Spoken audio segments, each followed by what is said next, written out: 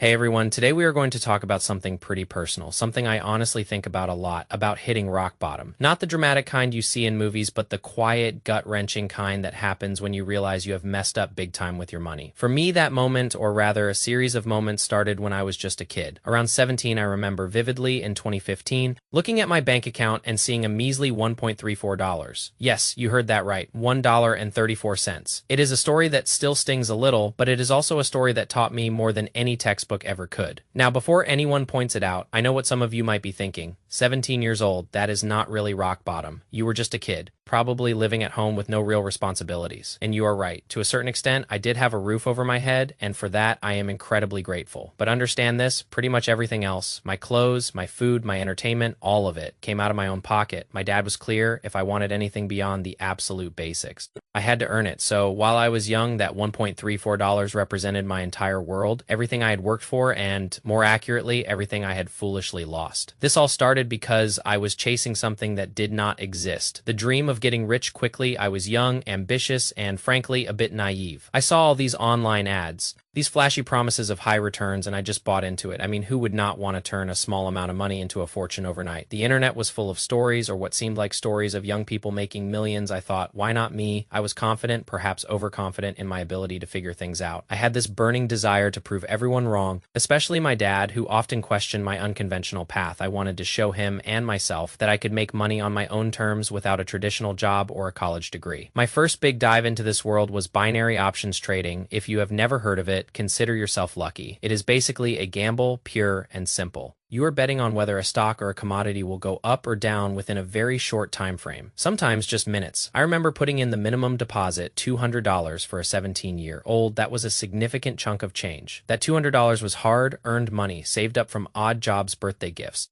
and probably some Christmas money too. I was glued to the screen watching these charts fluctuate, feeling this rush of adrenaline with every tick. I thought I was being strategic, analyzing trends, but in hindsight, I was just making emotional bets. The problem with binary options, beyond its inherent risk, is that it is often predatory. The payouts are often rigged, and even if you win, the platform often finds ways to make it difficult to withdraw your money. I did not realize this at the time. I was just focused on the potential for quick gains, the idea of turning 200 into 2,000, then 20,000. It was intoxicating, and predictably, it did not take long before that $200 dwindled down to almost nothing. My first real taste of financial loss, and it was a bitter one, but did I learn my lesson right away? Of course not. That is not how these stories usually go. Is it? I was stubborn. I still believed there was some secret formula, some hidden trick that I just had not discovered yet. I kept trying to find new ways to make money quickly. This was also around the summer of 2015. A period where my dad and I were constantly at odds. He would tell me to get a real job, and I would stubbornly insist that I was building something, that he just needed to trust me. I remember trying out Twitch streaming around this time too. I mean, it sounds silly now, but I genuinely thought it could be a path to financial freedom. I had some initial traction,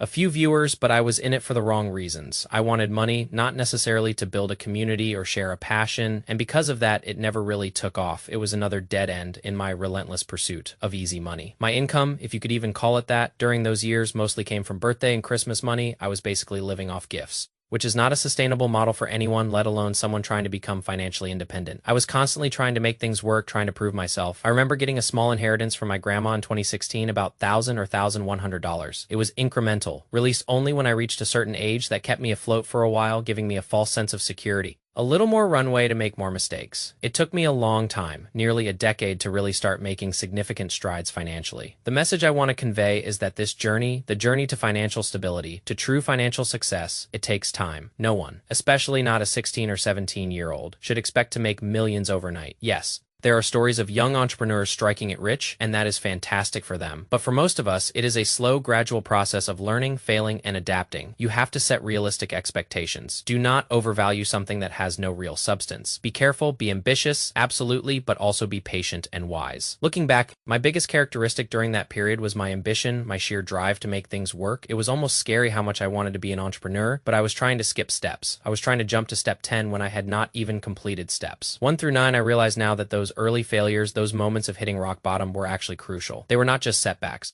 They were wake-up calls. There was no specific action I took to magically pull myself out of that financial rut. It was more about a shift in mindset. I decided I just needed to try everything, to learn as much as possible, to apply myself in every way I could. And that is exactly what I did. I did not really have bad habits in the traditional sense. I was just incredibly stubborn and focused on the wrong things. I remember being so close to closing a wholesale real estate deal that would have been a multi-figure profit, millions of dollars. I even have the screenshot somewhere, a testament to how agonizingly close I was. But the seller, an older gentleman who primarily spoke French, did not take me seriously. I was 17. And perhaps foolishly, I had shared my age. He did not understand my role, and the language barrier made it even harder. It was a crushing blow. I was right there on the cusp of something big, and it slipped through my fingers. Those were tough times, not just financially, but personally too. I remember my high school friends, my real life buddies. We would work out in the mornings and then often go to lunch. Not every day, but a few times a week they would ask me, all right, we are going to McDonald's or Subway. What are you getting? And I would always say, oh, I am not hungry. They would look at me knowing we had just worked out for an hour and a half, knowing I had to be starving. Dude, you are obviously hungry. What are you getting? I would just repeat, no, I am not hungry. Trust me. Of course I was starving. My stomach would be growling. I had just worked out and my body was craving food sometimes. I would even sleep in, missing the bus. Because I had been streaming so late into the night, then I would go to school with no food, just running on fumes. That was the grit my dad instilled in me. He never gave me food money. He would say, you have to earn that on your own. I will keep a roof over your head, and you can eat whatever snacks or groceries we have lying around the house. Which, at that time, was not much. It was tough love, but it forced me to be resourceful. If I wanted new clothes, I had to spend my own money. He did not really understand my grand ambitions at the time. But in hindsight, his approach actually helped build a foundation for my work ethic. Looking back, I realized I was unknowingly developing crucial skills. Even though I was not making any money, I was learning sales. I was learning the very basics of marketing. I was learning how to apply myself. I truly believe that someone who is willing to apply themselves, who is driven and eager to learn, will often achieve more than someone with a fancy technical background or an impressive academic record. I was never good at school. I knew that. But I also knew I wanted to make things work, and I knew I could help other people make money. That was my driving force. This whole period, these early mistakes, it is completely separate from my current business background, but it is fascinating to revisit. It has been over a decade now, or almost a decade, depending on the month. Since those days, the mistakes I made were clear, numerous, and often daily. But here's the thing, if you are in a similar position, if you are in a really bad financial spot right now, I cannot promise you that things will magically get better. What I can tell you with absolute certainty is that if you apply yourself, if you put in the effort, things will genuinely get better. That is a guarantee. My biggest takeaway from all of this, the most important lesson I learned, is to invest in yourself first. I was so focused on putting that $200 into the stock market, into those binary options, which were frankly just scams. I was always thinking about investing in real estate or other ventures. But what if I had taken some of that money and invested it in myself? What if I had bought courses, learned proper financial literacy, instead of learning everything the hard way through painful losses? I probably would have made so much more money and much earlier too. Self-investment, learning a valuable skill, understanding how money truly works, that is the real game changer. So that is my story, going from literally rock bottom financially as a kid to now at 26 doing moderately okay and starting to see some real financial success. And honestly, this is just the beginning. I hope this story resonated with you in some way. If you have made it this far, I would love to hear from you. Do you have a similar story? Have you had your own rock bottom moment? Share it in the comments below. I am genuinely curious. Thanks for listening, and I will see you in the next one.